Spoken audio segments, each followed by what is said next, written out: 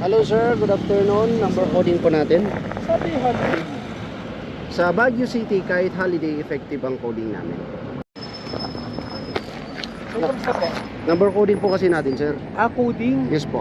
Ay, sir, sorry, galing kayo Manila. Eh, doon wala pong holiday. Holiday na yun, June 12. Sorry Yes na. ma'am, aware kami na holiday ngayon. But in Baguio City, even holiday day, number coding is effective. Sa bangko?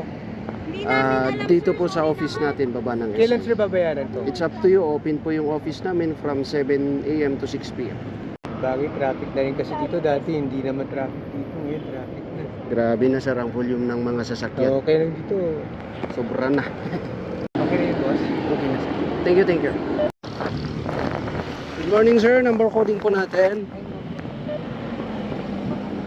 Yes ma'am, ending 7 and 8. Thursday po tayo from 7 AM until 7 PM po, no? Pakigilid ng maayos. Wala po ma'am, kahit holiday, effective po yung coding natin sa Baguio. Allah, God bless us.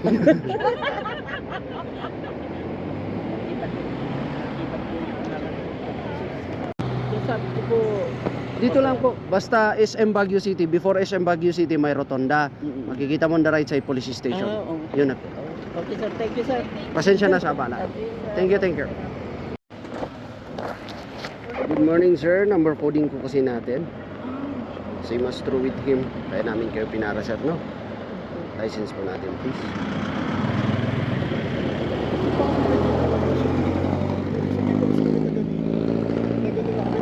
Taga Manila po kami.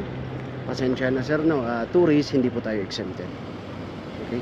Maulit po tayo. Pag ganito, example, coding siya. Yung coding nito, ang ano po scheme mo? Same as true, ang coding natin sa Thursday is 7 and 8.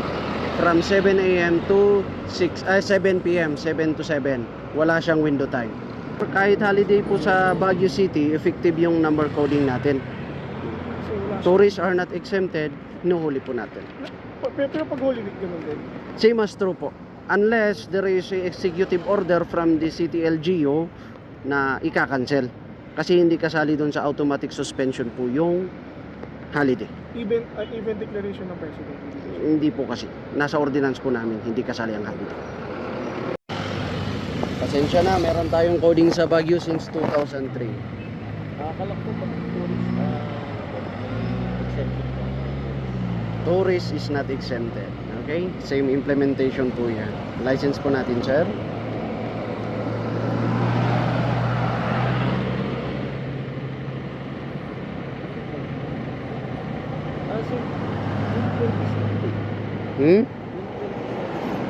June 12, holiday, pero effective pa rin yung coding natin sa Baguio City.